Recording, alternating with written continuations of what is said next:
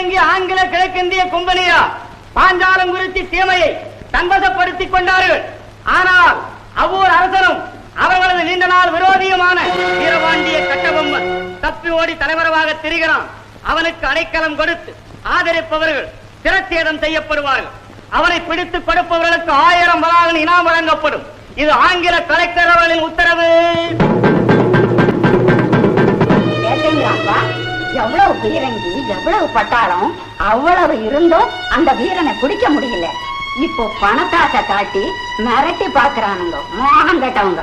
ஆமாம் பாட்டி, அவங்க அதிகாரத்துக்கு பயந்து எவனாவது காட்டி கொடுக்காமலா இருப்பான். நீ பார்த்தா கூட தான் காட்டி கொடுத்துருவ.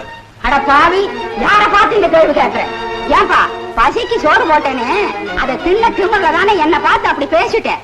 இனிமே இந்த வீட்டுல ஒரு நாள் இருக்கக்கூடாது. போயிடுங்க வெளியில, இல்லாட்டி என் உயிரையும் பார்க்காம குத்தி போடுவேன். ஆஹா ஆஹா, வீர தாய்மார்களை பெற்றது இத்தமிழ்நாடு. தாயே, இவன் அறியாமல் சொல்லிவிட்டான்.